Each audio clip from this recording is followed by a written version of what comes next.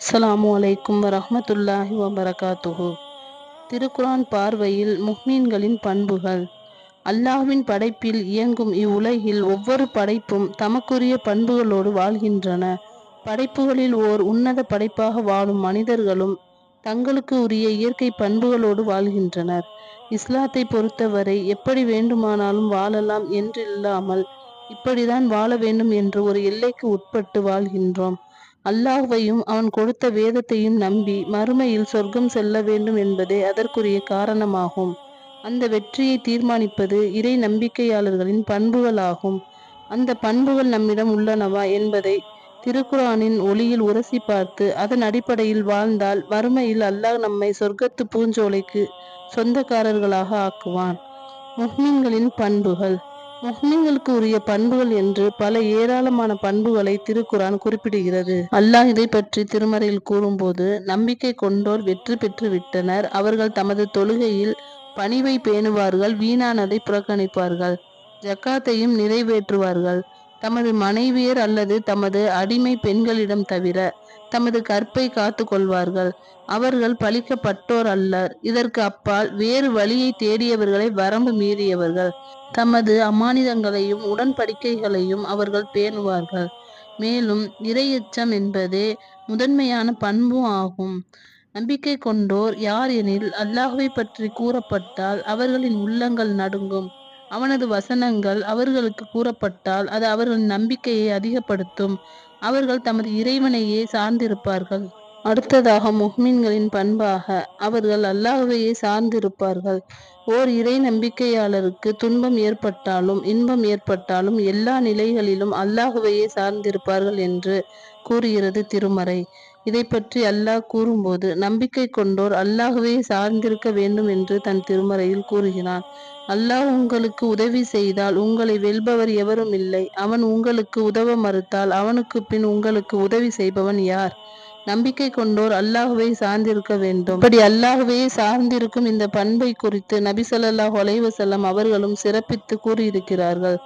இறை நம்பிக்கையாளரின் நிலையைக் கண்டு நான் வியப்படைகிறேன். அவரது வாழ்வின் அனைத்து அம்சங்களும் அவருக்கு நன்மையாகவே அமையும். இறை நம்பிக்கையாளருக்கு அல்லாமல் வேறு எவருக்கும் இந்த பாக்கியமானது இருப்பதில்லை என்றும் கூறுகிறார்கள். அவருக்கு ஏதேனும் மகிழ்ச்சி ஏற்பட்டால் அவர் நன்றி செலுத்துகிறார், அது அவருக்கு நன்மையாக அமைகிறது. அவருக்கு ஏதேனும் துயரம் நேர்ந்தால் அவர் பொறுமை காக்கிறார், அதுவும் அவருக்கு நன்மையாக அமைந்து விடுகிறது என்று நபி ஸல்லல்லாஹு அலைஹி வஸல்லம் அவர்கள் கூறியுள்ளார்கள். இவற்றை உணர்ந்தால் இறை நம்பிக்கையாளர் எந்த நிலையிலும் அல்லாஹ்வை மட்டுமே சார்ந்திருக்க வேண்டும் என்பதை அறியலாம். மேலும் முஃமின்களின் பண்பாக தொழுகையை பேணுவார்கள். சொர்க்கத்தின் திறவுகோல் தொழுகையாகும். தொழுகைகளில் கவனமற்றிருப்பது முஃமின்களின் பண்பாக இருக்காது. முஃமின்களை பற்றி பேசும் எண்ணற்ற திருமறை வசனங்களில் தொழுகையை பேணுவது குறித்து இறைவன் வலியுறுத்துவதை நாம் பார்க்கலாம். எனவே முஃமின்களாகிய நாம் நமது தொழுகைகளை சுய பரிசோதனை செய்து கொள்ள வேண்டும். நம்பிக்கை கொண்டோர் மீது தொழுகை நேரம் குறிப்பிடப்பட்ட கடமையாக உள்ளது. அடுத்ததாக ஜக்காத் கொடுப்பது முஃமின்களுக்கு உரிய கட்டாய கடமையாகும். தொழுகையை பேணி ஜக்காத் கொடுப்பது முஃமின்களுக்கு உரிய முக்கிய பண்புகளில் ஒன்றாகும். அல்லாஹ் இதை பற்றி தன் திருமறையில் கூறும்போது, அவர்கள் தொழுகையை நிலைநாட்டுவார்கள், நாம் அவர்களுக்கு வழங்கியவற்றிலிருந்து நல்வழியில் செலவிடுவார்கள், அவர்களே உண்மையான நம்பிக்கை கொண்டவர்கள், அவர்களுக்கு அவர்களின் இறைவனிடம் பல பதவிகளும் மன்னிப்பும் கண்ணியமான உணவும் உண்டு என்று கூறுகிறார். அடுத்ததாக முஃமின்களின் பண்பாக அவர்கள் பொறுமையை கடைபிடிப்பார்கள். இவ்வுலக வாழ்விலே ஏற்படும் இழப்புகளை நாம் பொறுமையோடு சகித்து கொண்டால் அதற்கு பகரமாக அல்லாஹ் வெற்றியை முஃமின்களுக்கு வழங்குவதாக வாக்களிக்கிறான்.